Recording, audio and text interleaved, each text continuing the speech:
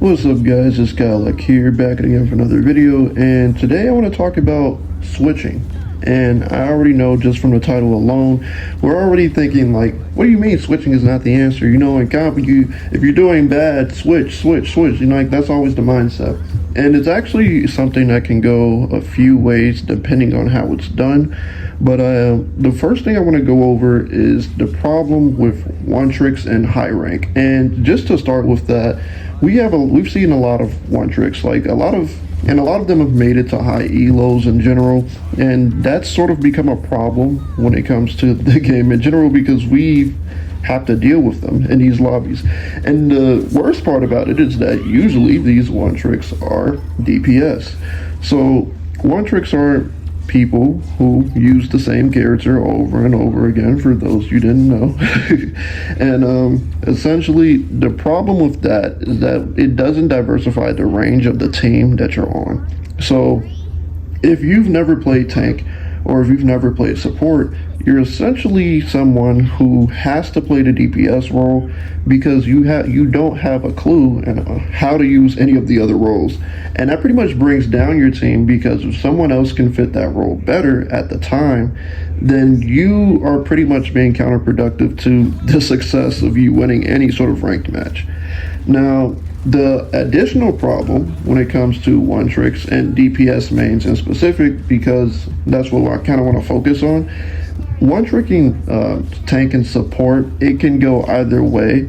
Usually tank players know how to play support just because they know how it feels not to be healed. But just to stick on the DPS mains part, I kind of want to say the problem is that they usually don't know how to play tank and support. And the problem with that, and I mentioned this in my last video, is sort of just because like a lot of people just love the DPSs. There's a lot of DPSs in the game. I think they have the most characters within that role. And like I said, that's more of a problem that's going to change over the lifespan of the game. But when these mains cannot play tank or support, the overall issue is that we as a team cannot move forward. There is, say if you're doing terrible. So it's one thing if like you're a DPS main and you're good, then somehow it works out. But if you're doing terrible, not only are you a DPS main, but you're also holding us back. And the thing is, it may not even be your fault. So sometimes a DPS main can be really good, and sometimes you're just having an off match. So we offer to have a person switch or take that role, or even just have an additional person in our role, because some people just run one tank instead of the two, but instead we get left with a singular person, which is kind of irritating. It's annoying. And it usually comes from, and I don't want to point out a specific character, but I notice a lot of the dive DPSs suffer from this the most.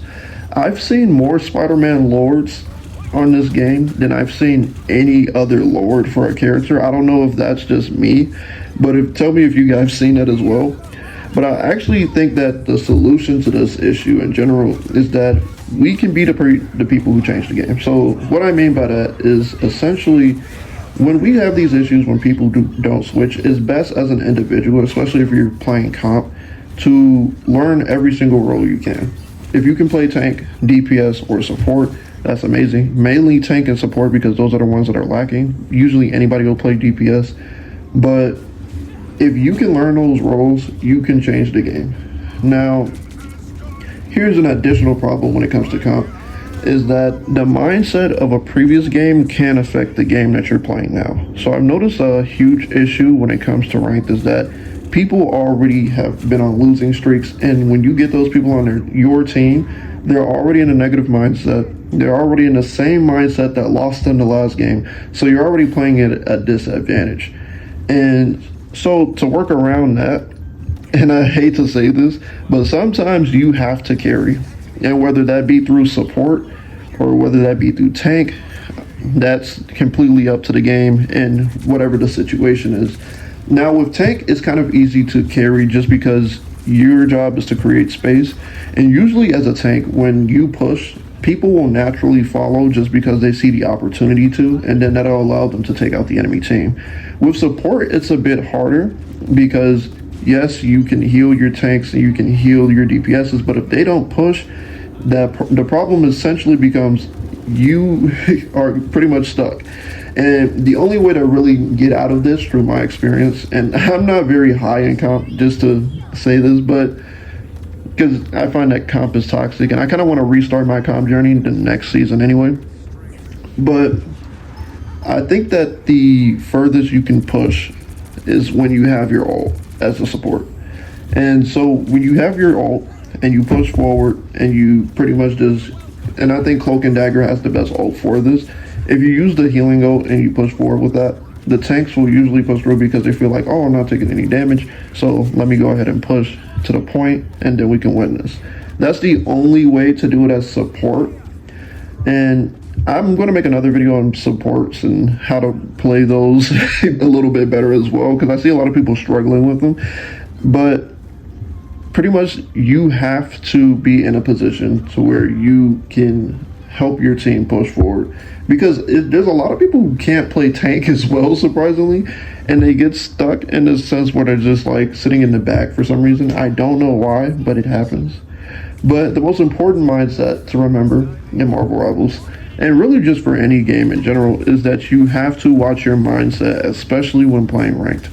Ranked can be very toxic, especially if you have voice chat on. Also, turn that off. Why do you have that on?